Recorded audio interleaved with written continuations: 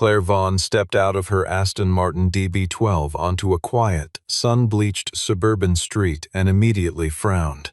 The sign in front of her was faded, the letters barely readable against the peeling paint beneath. Mercer Garage. She had expected, at minimum, a polished storefront, a digital display, the clean, antiseptic gleam of a certified service center. Instead, she got a two-bay structure that looked older than most of the trees on the block, a rusted tin roof, a single oscillating fan propped against a side wall, and the distant sound of a classic rock radio station bleeding through a cracked window. Inside, half buried under the hood of a 1972 Jaguar E-Type, a man in a gray work shirt was doing something that didn't involve any diagnostic screen or computer terminal. He was simply listening. His daughter, a girl no older than 9, sat cross-legged on an overturned milk crate beside him, handing him tools the way surgeons hand instruments to their colleagues, silently, instinctively, and always exactly the right one. Claire stood at the entrance for a full 5 seconds before the man acknowledged her, and when he finally did, he didn't look up. He just said, quietly and without ceremony, "Be right with you," Claire almost laughed. "This tiny garage fixes Aston Martins?" Dean Mercer was a name that meant absolutely nothing to Claire Vaughn that morning, and the address had only come up because the navigation system on her DB12 had flagged Mercer Garage as a verified specialist after 3 other facilities, including the brand-certified dealership, had failed to identify why her engine had been running with a subtle but persistent irregularity for the past 6 weeks. The dealership had told her everything was within normal parameters. 2 independent shops had agreed. A 4th technician had replaced the fuel injectors as a precaution and charged her nearly $4,000 for the privilege, after which the irregularity remained exactly as it had been. The GPS had simply done what GPS systems do. It found the next closest option with the right credentials. What the GPS had not prepared her for was the reality of the place itself, or the man who occupied it. The neighborhood where Mercer Garage sat had been a light industrial corridor once, back when the suburb was younger and less self-conscious about property values. Now it was a transitional stretch of residential blocks mixed with small commercial holdovers, a tire shop, a dry cleaner, a Vietnamese bakery that had been there since before anyone could remember, its awning bleached to a color that existed somewhere between orange and tan. The garage occupied a corner lot that its neighbors had clearly hoped for years would become something else, something with better curb appeal and a quieter client base. Brooke Calloway, who lived directly across the street and served on the Neighborhood Homeowners Association board, had submitted 3 formal complaints in the past 2 years alone. The complaints were always variations on the same theme. The foot traffic was inconsistent. The vehicles that arrived were sometimes loud, and the general aesthetic of the property, in her precise and repeated phrasing, ruins the property values of every home within eyeline.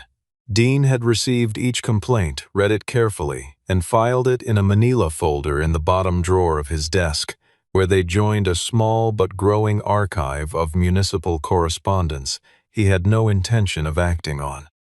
He had, on one occasion, written a polite and brief response that acknowledged receipt of the concern and assured the sender that all operations were in compliance with local zoning ordinances. He had never heard back. What Brooke's complaints failed to mention, partly because she didn't know, and partly because she had never found it relevant to look, was that Mercer Garage held a quiet and specific reputation in a world she had no access to. That world was not a loud one. It did not advertise. It did not maintain a website beyond a plain single-page listing with a phone number and an address. It did not have any form of public presence. What it had was a phone that rang, reliably and steadily, from people who had gotten the number through channels, that operated almost entirely on trust and whispered recommendation. People who owned cars that most people would never sit in and who had learned, through experience or through a friend's firm insistence, that there was a man on the edge of a forgettable suburb who understood those cars the way almost nobody else did. The people who called were not casual. They were the kind of collectors who flew to other countries to inspect vehicles before purchasing, who maintained climate-controlled storage facilities, who used words like provenance and matching numbers in conversation with the fluency of a specialized vocabulary that had become second nature. These were not people who trusted easily. When they trusted Dean Mercer, they trusted him the way you trust a surgeon who has operated on someone you love. Completely, and for reasons that have nothing to do with the appearance of the building where they work. Tyler Knox arrived 20 minutes after Claire, and he arrived the way he always arrived everywhere, in a black SUV with tinted windows and the particular energy of a man who has concluded that being seen matters more than being right. Tyler ran Knox Automotive Group, which had 3 locations in the metro area, a full staff of certified technicians, and a very attractive partnership agreement with 3 luxury brands, whose names he dropped into conversation the way other people dropped punctuation.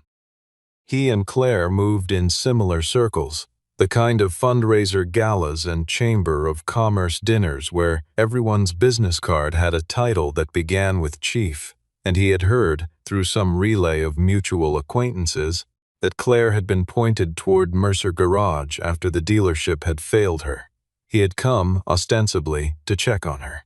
In practice, he had come because the idea of a certified Aston Martin owner choosing a one-man suburban garage over his facilities represented a category of professional insult he found privately intolerable.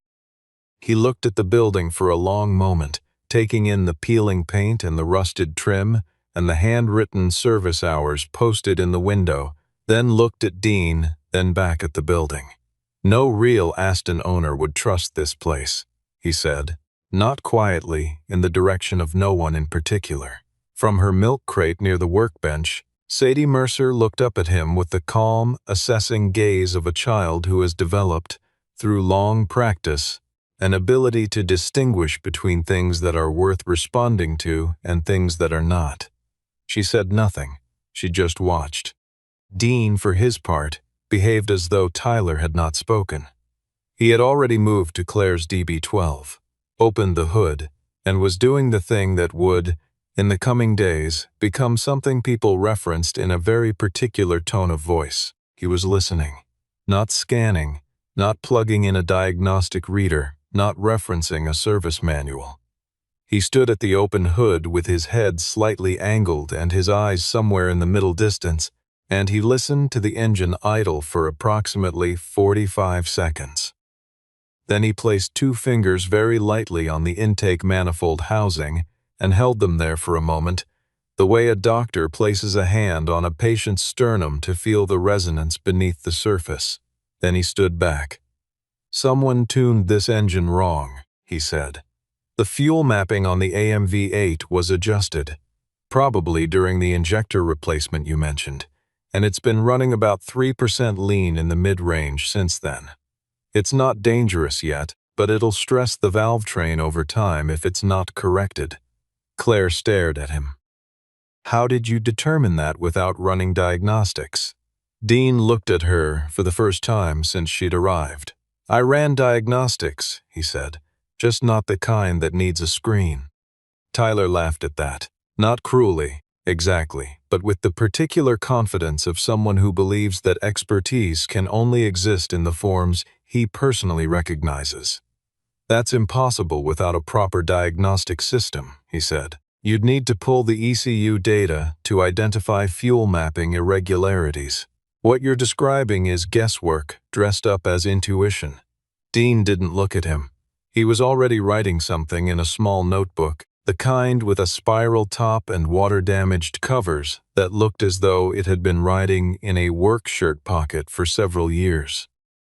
"Not if you know Aston engines," Dean said, still without looking up. "You're welcome to stay and watch," he added. which was the conversational equivalent of a door held open with precisely enough courtesy to let someone know that further debate would not be particularly useful.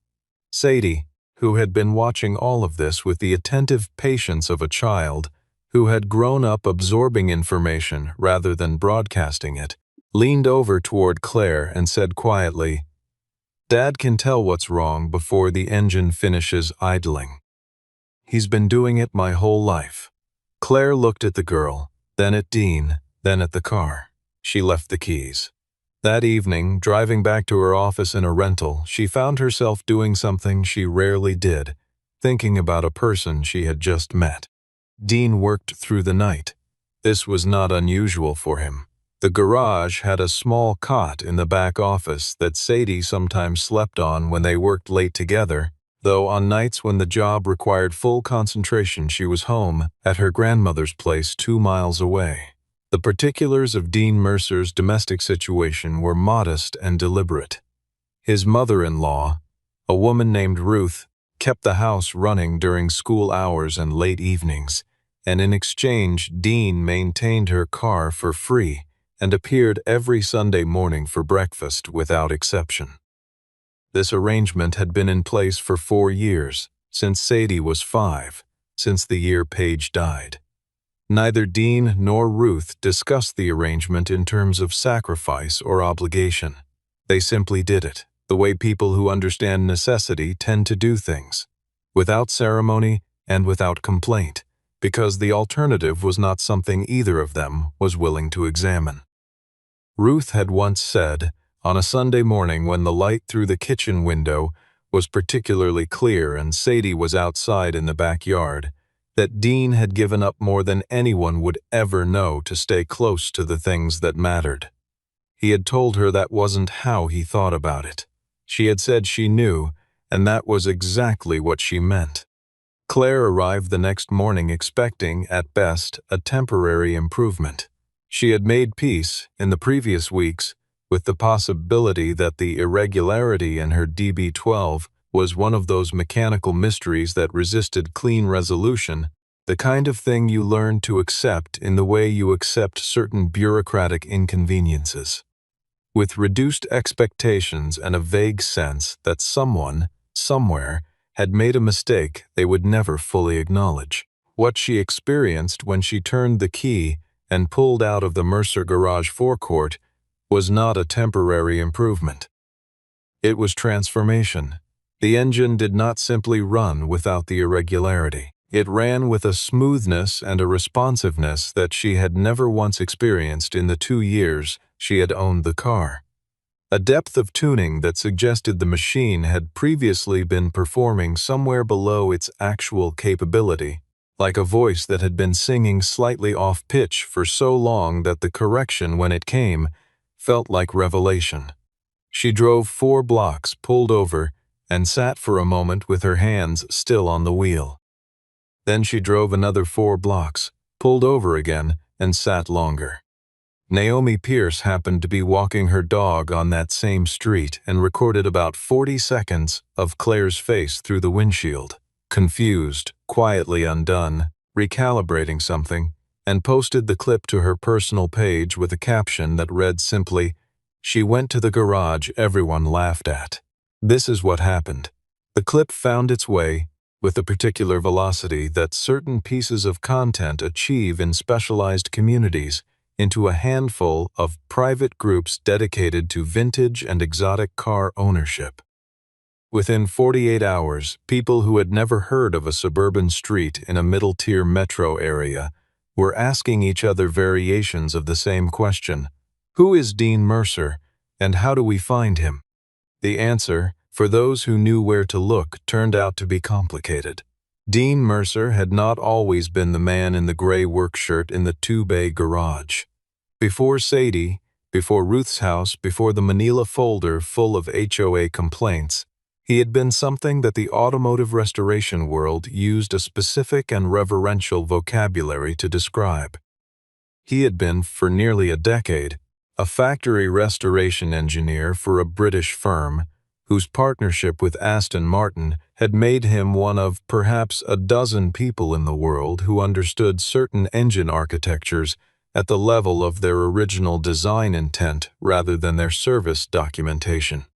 He had worked on cars that lived in private museums and climate-controlled warehouses. He had flown to 4 continents to evaluate vehicles whose owners communicated exclusively through lawyers, and whose cars arrived and departed by enclosed transport, regardless of distance. He had been, in the particular language of that world, someone you called when everyone else had already told you it couldn't be done. And then, in the year that Paige got sick, and the year that Sadie turned 1, he had quietly resigned, returned home, and opened a garage. Warren Hale arrived on a Tuesday, which was the kind of unremarkable weekday detail that nonetheless lodges in memory because of what accompanied it. Warren was 71 years old, had made his money in commercial real estate several decades earlier, and had subsequently organized his retirement almost entirely around the acquisition, restoration, and occasional sale of rare British motor cars. He drove a 1967 Aston Martin DB6 Volante that had been in his family since new. His father had bought it in London, his mother had driven it to dinner parties on the Connecticut shore, and Warren had been restoring it, imperfectly but lovingly, for the better part of 15 years without quite being able to bring it to the standard he sensed it was capable of. He had heard about Dean through a network that predated the internet, and operated on the principle that the people who actually knew things were the ones who had stopped trying to be known.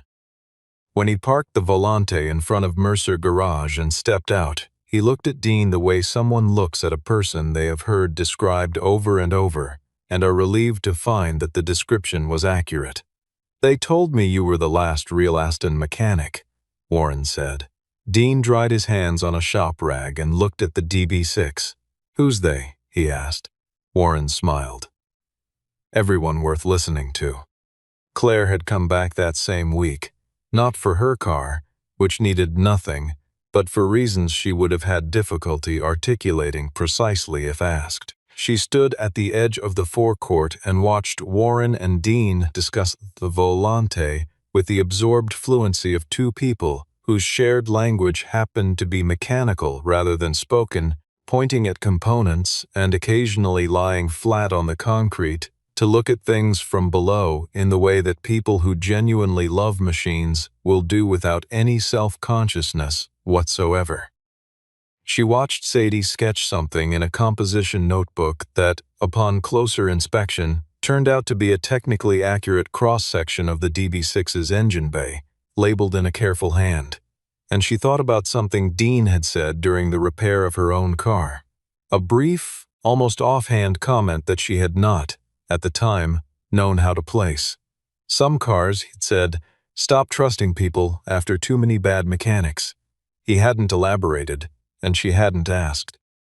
But standing in the forecourt watching Warren's face as Dean diagnosed the Volante's cooling issue with the same unhurried attention he gave everything, she thought she understood what he meant. The cars remembered, and so did the people who really knew them. Tyler Knox was not taking the situation gracefully. He had lost 2 clients in the space of a single week, both of whom had mentioned, in separate phone calls that he had taken personally, and with effort, that they were trying out that garage on Prentice Street, and the feeling he associated with this development was one he had limited practice managing. He had built Knox Automotive Group on the proposition that luxury service required luxury infrastructure, that the quality of the waiting room correlated meaningfully with the quality of the work, and that anyone operating out of a facility that looked like Mercer Garage was either cutting corners or running on a combination of luck and novelty that would eventually collapse under its own improbability. The idea that the inverse might be true, that the work itself could be so far beyond the facility that the facility became genuinely irrelevant, was not a revision he found comfortable. He began, quietly and through channels he considered private, to ask questions about Dean Mercer's history. The complaint Brooke Calloway submitted that fourth week was longer than her previous 3 combined. The foot traffic issue had escalated, she wrote, in a way that was affecting the quality of life of residents for a 3-block radius. There were cars, beautiful cars, she admitted in a parenthetical that she immediately regretted including, though removing it would have required her to rewrite the paragraph, lining the street on both sides from early morning.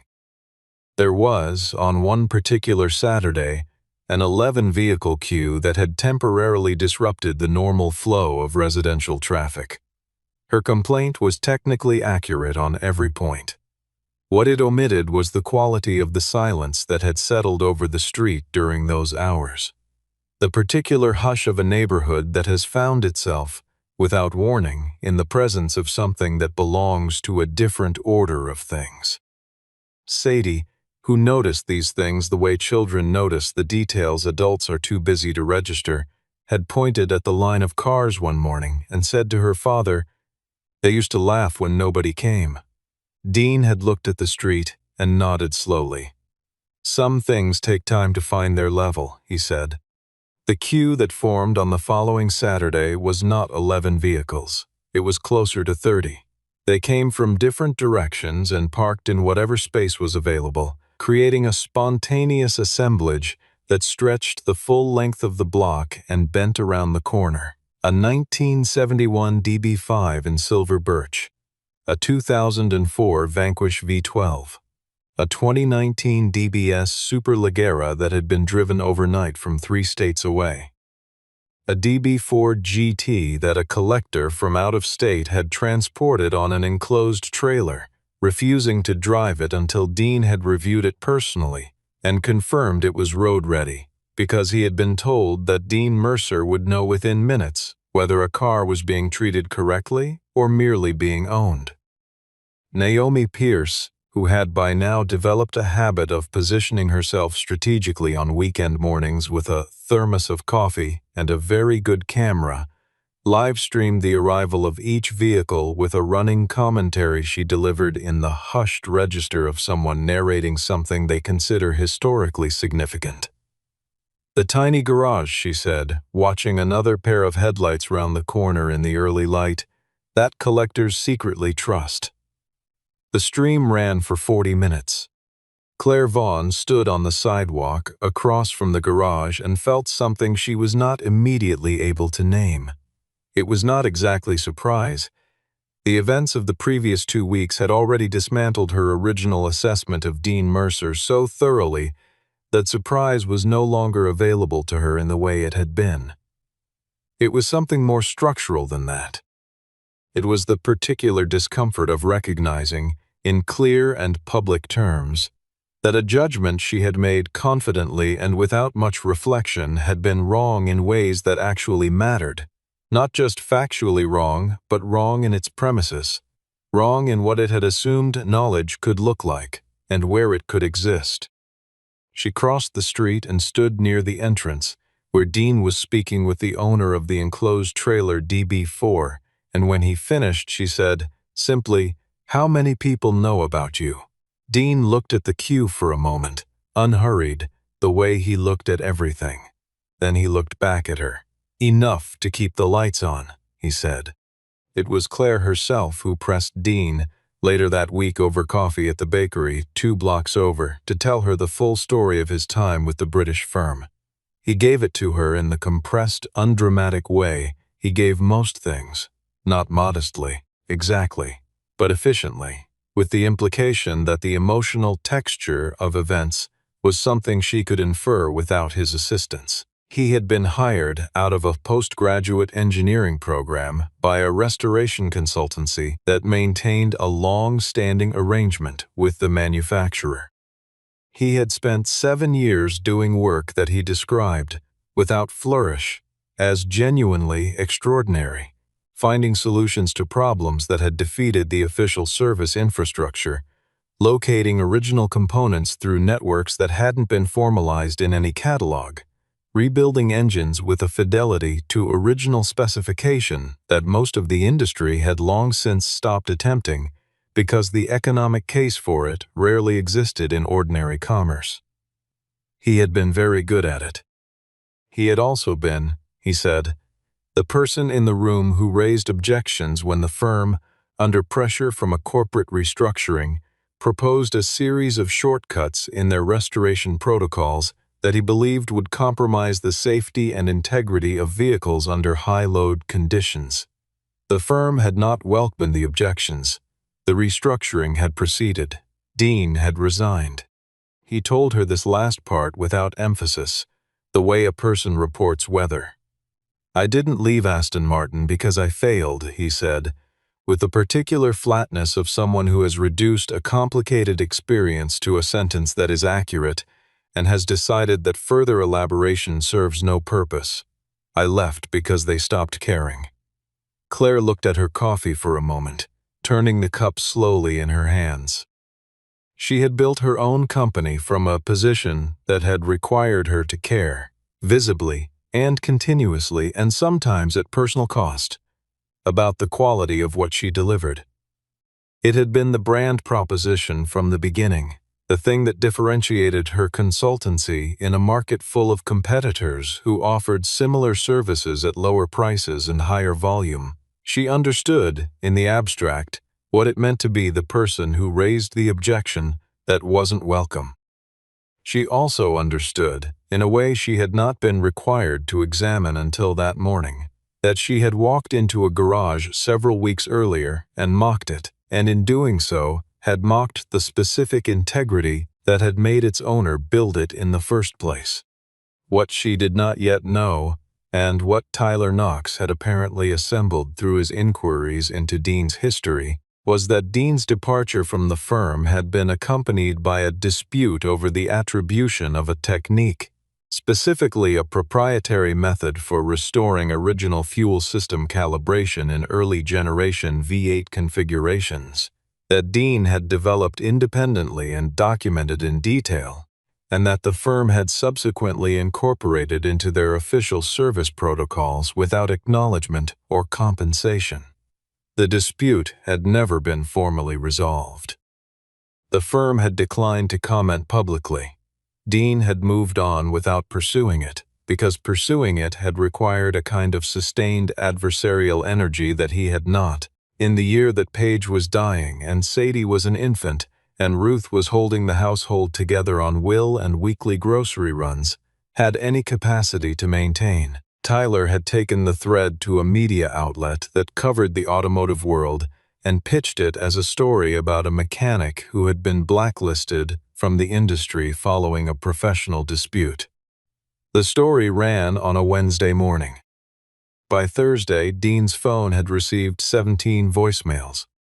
The garage was vandalized on Thursday night, a broken side window, a spray-painted message on the rear wall that read 4 words in stenciled red, nothing that rose to the level of serious structural damage but enough to be unmistakable in its intent. Dean replaced the window on Friday morning and painted over the rear wall on Saturday.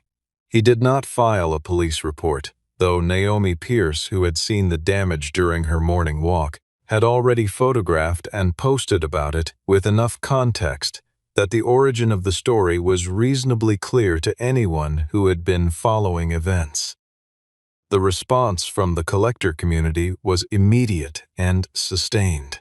Warren Hale called personally to say, in the measured and precise language of a man who had spent decades operating in environments where words carried legal weight, that anyone who had spent 30 seconds watching Dean work understood exactly what the story had been designed to accomplish, and exactly how much credibility it deserved. He also offered to make a call to someone at the publication whose credibility he considered worth invoking.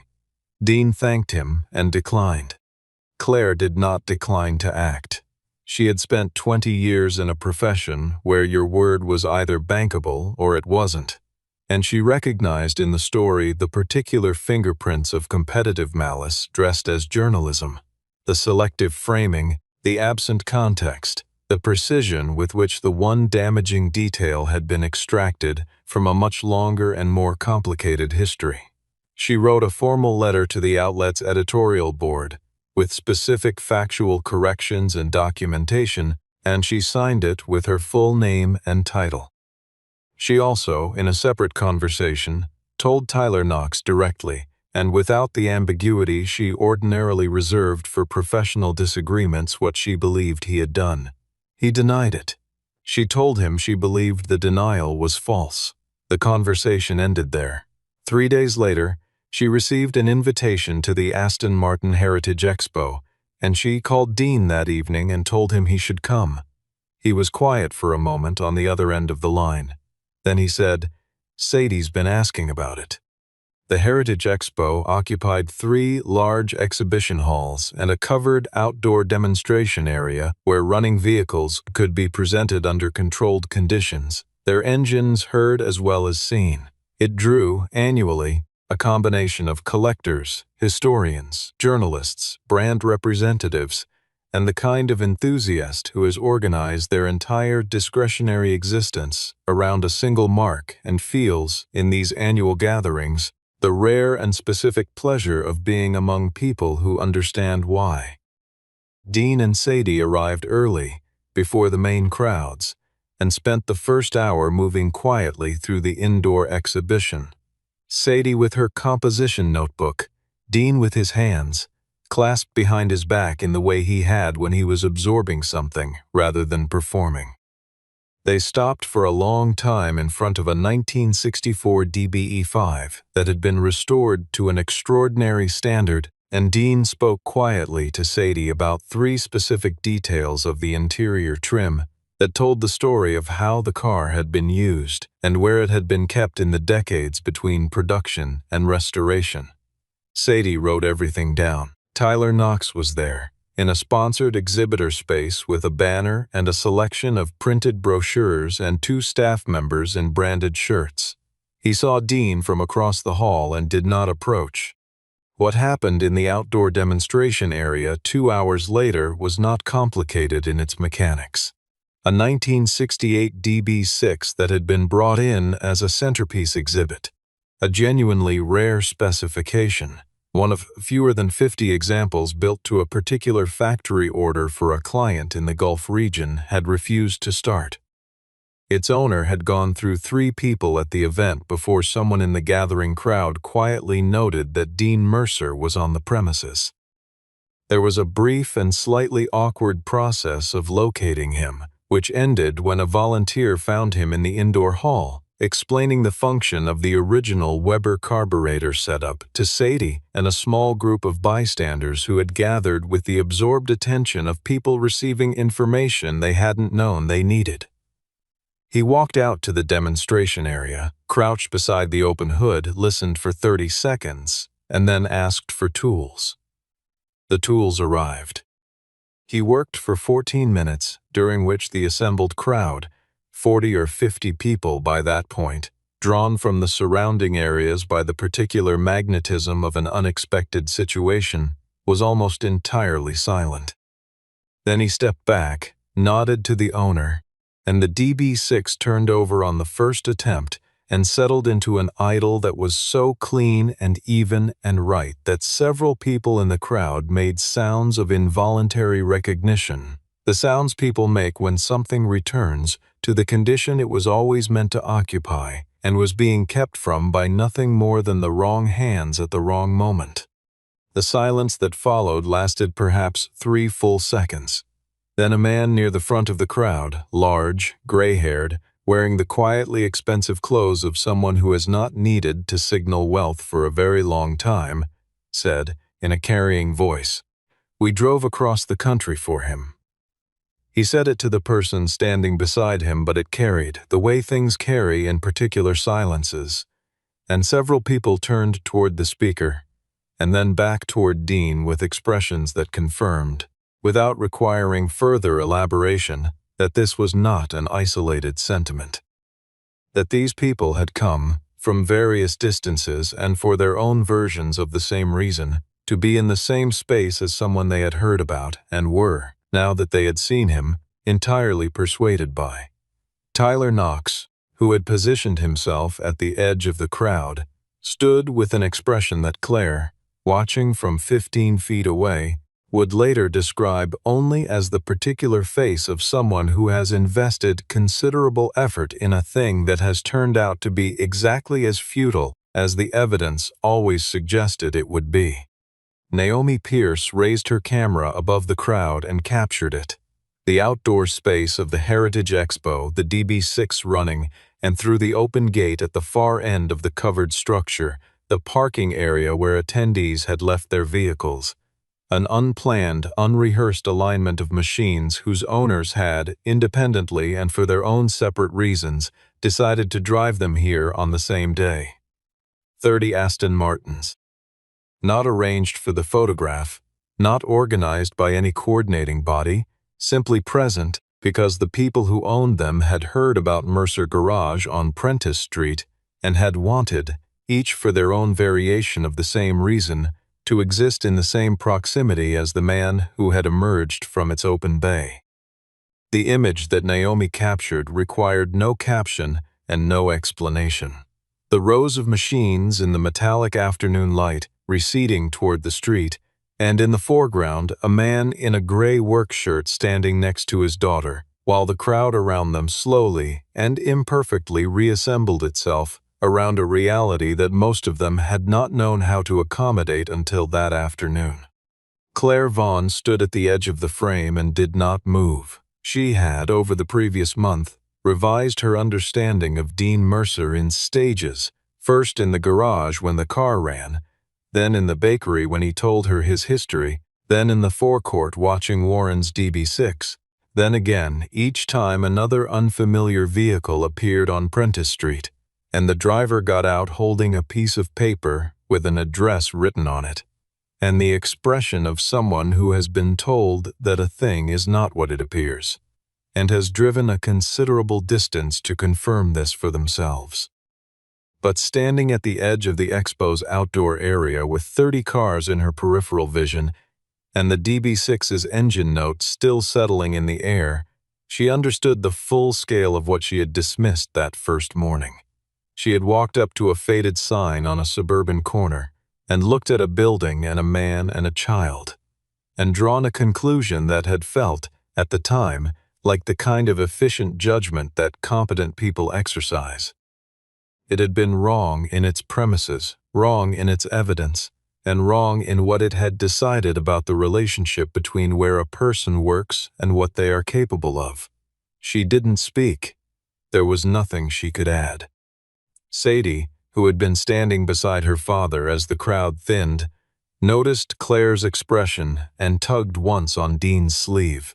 She pointed, not at Claire but at the parking area, at the row of vehicles and what they meant and what they had always meant, even during the years when the only people who understood it were the ones who had figured it out quietly for themselves. Dean looked at the cars for a long moment. His expression did not change in any way that someone who didn't know him would notice. But Sadie knew, from years of reading, the particular quality of his stillness, the way she read the sound of an engine, with the whole of her attention and without needing it to be louder than it was, that what he felt at that moment was something quieter and more settled than pride. It was the feeling a person has when the thing they built for reasons that had nothing to do with recognition is recognized anyway, when the work finds its own level, the way he had told her it would. Mercer Garage did not change its address in the months that followed, nor its sign, nor the radio that played classic rock through the cracked window on warm days. Dean accepted new clients carefully on a schedule that accommodated the existing ones without compression or compromise, in the manner of someone who understands that scaling a thing incorrectly is not growth but dissolution.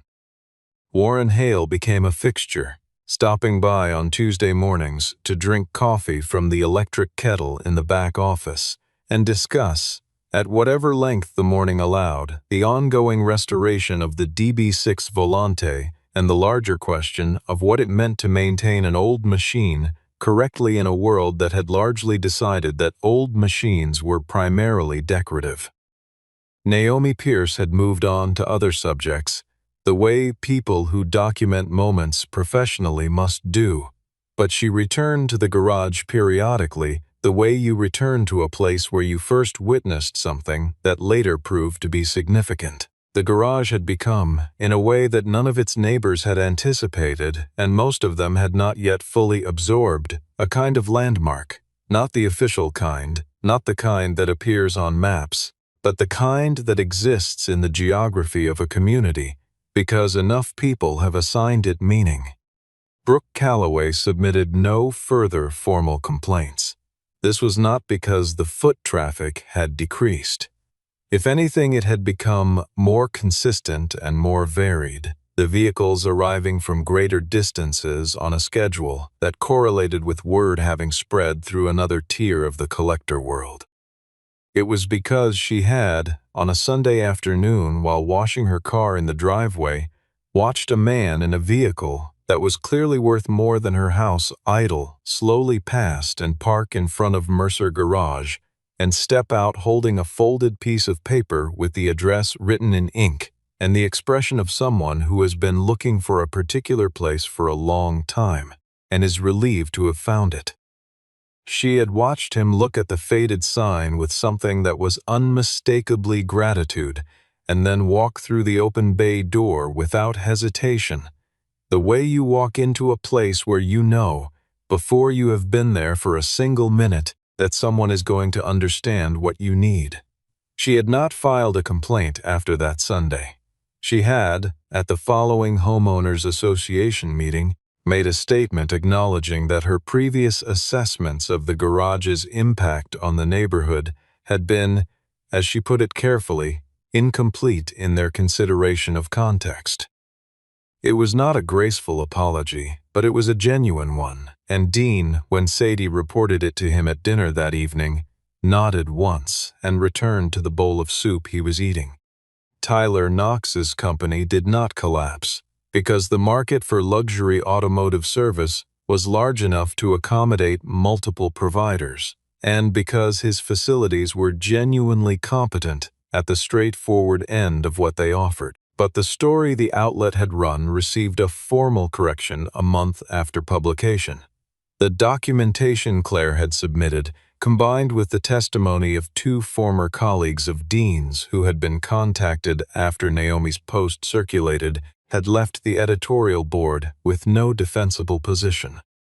Tyler's name appeared in the correction in a subordinate clause that was precise and irreversible. In the specific world where his professional reputation had its highest value, the correction was read carefully and remembered. Sadie, on the first clear Saturday after the Heritage Expo, mounted a new sign on the front wall of Mercer Garage. She had made it herself over 2 evenings on a piece of plywood she had sanded smooth and painted white, in letters she had hand-drawn and then filled in carefully with black paint. Slightly uneven in height but entirely legible and entirely intentional. It read, "Tiny Garage, Big Engines." Dean stood in the forecourt for a long time looking at it. The morning light was good, the kind that comes in sideways and makes the texture of painted wood visible in a way that indoor light never quite achieves. He stood looking at the sign the way he stood listening to an engine, without speaking, with his full attention, giving the thing in front of him the courtesy of being understood before being responded to. Then he went inside and got back to work. The evening that Claire Vaughn remembered most clearly from all of it was not the expo, not the morning she had found her DB12 transformed, not even the afternoon she had stood among 30 Aston Martins in a parking lot and understood what she had nearly failed to see. It was a quiet Tuesday evening in late autumn when she had stopped by the garage after a long day, not for any particular reason, the way you stop by places that have become, without formal announcement or deliberate intention, part of the geography of your daily life.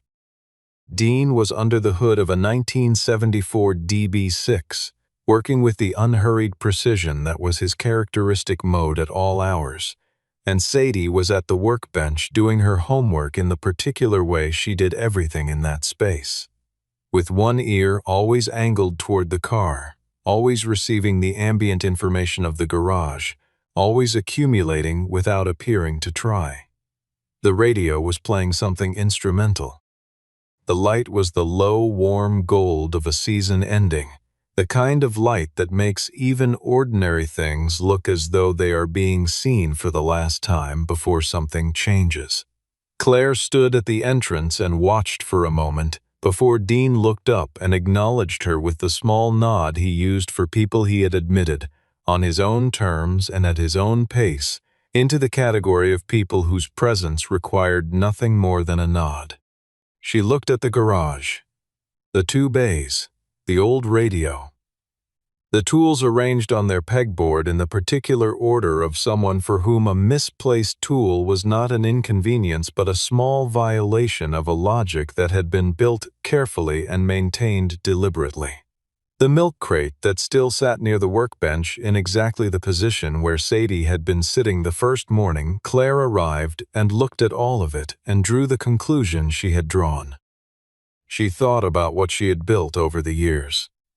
The offices on the 14th floor, the staff in their open-plan workspace, the reputation assembled through 1,000 carefully managed details, the infrastructure of a company whose size had always been partly an argument for its own quality, the implicit claim that a thing must be significant if this many people are involved in it, this much space is devoted to it.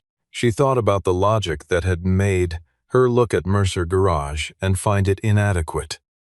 She thought about how much of that logic had been about surface, and how little it had told her about the actual substance of the thing she was looking at. "You could have owned a giant company," she said.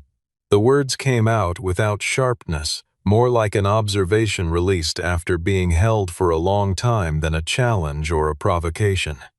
Dean was tightening the final bolt on the valve cover with the small, precise motion of someone who does not over-tighten things and knows, from experience that has become instinct, exactly how much torque is enough and what the consequences are of applying more than that.